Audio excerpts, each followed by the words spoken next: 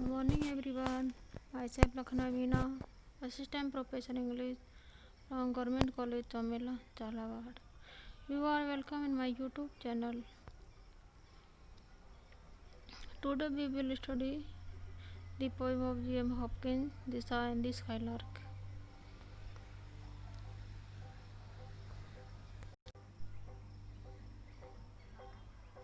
Let's see the text of the poem. On year and year to noises, to all to end, trench ride, the tide that ramps near the shore, with a flood or a fall, low lull of her our roar, frequenting there by noon, shall wear and bend, left hand of land, I hear the lark ascend, his race praise, rewinded, new second score, and crispus of curl of well visible and pure and played music, till none to spill nor spend. Let's see the explanation of the text. These lines are from the octaves, part first 8 lines of J.M. Hopkins sonnet entitled Disha and the Skylark. The sonnet was written in a seaside town a few miles from St. Bruno's College, Hopkins. Hopkins lived there for about 3 years. In this sonnet, the Shah and the Skylark are contrasted with men whose deterioration seems to the poet evident in a restless seaside town. While walking near the Shah, the poet hears two sounds which make a deep impression on him, largely to stress the contrast with the frail, crumbling town. He calls them to all to end. On his right, in the Shah, which at tide bounds wildly against the shore, at high tide the Shah continually roars, while at ebb, when it is over a quarter of a mile away, there is a low, lulling sound in the distance. As long as the moon's phases change and its orbits, the earth, the Shah, will be found repeatedly visiting the shore. The moon's orbit of the earth is the main cause of the tides. On the poet's left, above the land, he hears the lark, which sings as it ascends until it is just visible as a speck against the sky. Hopkins was intrigued by the bird's ability to ascend in full song time after time during the day. It also sings while descending. The skylark's song, ever the same, seems to follow a musical score which may be compared to a skein of wool that is successively unbound as they sing in the sky and rebound when he returns to earth, so that his song is as fresh as the one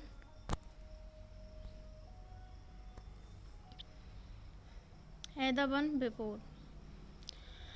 This is called the skylark seems to whirl off the winch of his throat in a wild ecstasy, not in a smooth or even slow flow, but as it were in crisp curl of melody, whose every note may be compared to a lock of fleece waving in the air. The skylark pours out music without effort, and yet he pelts his praising song with continuous support till he has split and spent all, there is nothing left. He represses and sings again, this goes on forever. Now let's see the critical note of the lines. Professor J.F. Russell points out the Shah and the Skylark are there in the sonnet merely as a setting from the rhetoric of the street. Of the two same, the shallow and frail town, he further adds, one responds immediately to the movement of the verse as it echoes the breaking of the waves, and one admires the technique by which it is achieved. Second point, Matthew Arnold saw and heard the rise and fall of the tides, but Arnold reads the eternal note of sadness in the sounds of the waves. He hears the rabbit ebb and flow of human misery, the sounds of the waves. Catherine McKinnon points out the third line is chiastic, a crosswise arrangement in which, for example, four words or ideas are so paired that the first a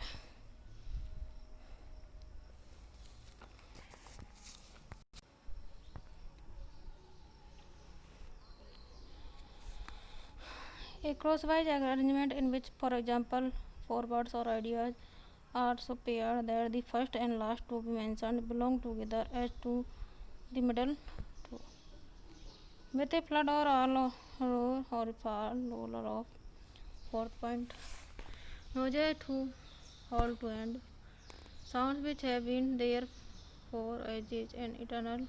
The phrase is the nature of an oxymoron as it employs contradictory process, something which is old should be easy to end. Beyond the words of fading out, here it has acquired a permanent status.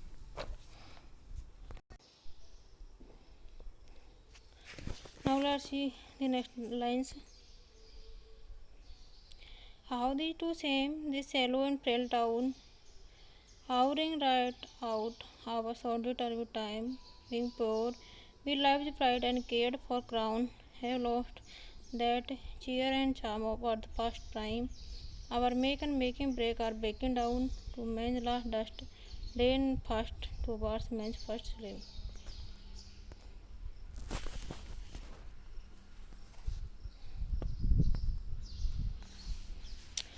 These, these lines occur in a Hopkins poem entitled The Saw and the Skylark. The poem is a sonnet. While walking near the saw, the poet hears two sounds which make a deep impression on him. Larry to stage the contrast with the frail, crumbling town, he casts them to all to end.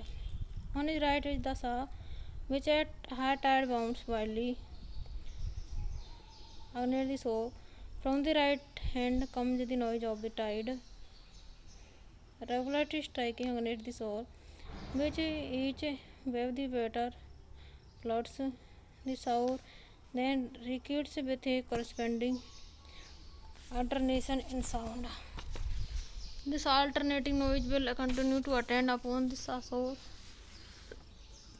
as along the moon continues the backs and wave.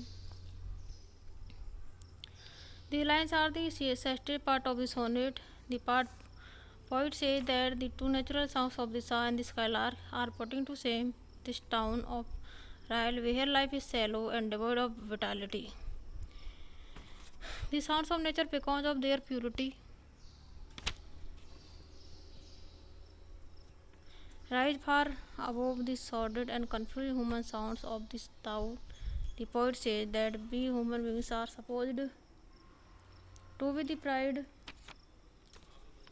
of creation and the honor lords of the whole world.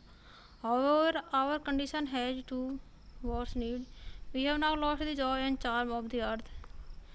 When all things were in their prime, now the static and dynamic aspects of our being are in process of decay and disintegration. This process will lead us to the states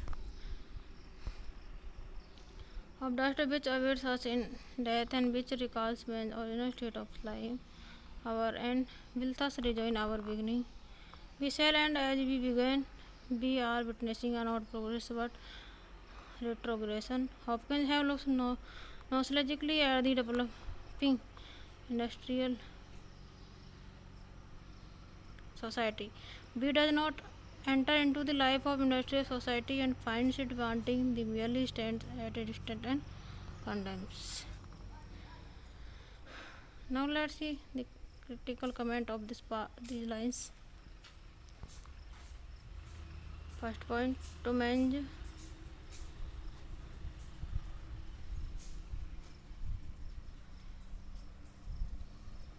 large dust drain fast towards man's first slime.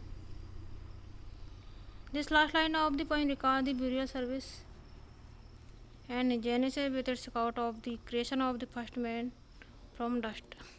Second point, and the second part of the poem, the stage last 6 lines, the Sa and the Skylar, describing the octave first 8 lines of the poem are contrasted with man. Man deterioration seems to the poet event in his deathless suicide town. How these two same this fellow and frail town.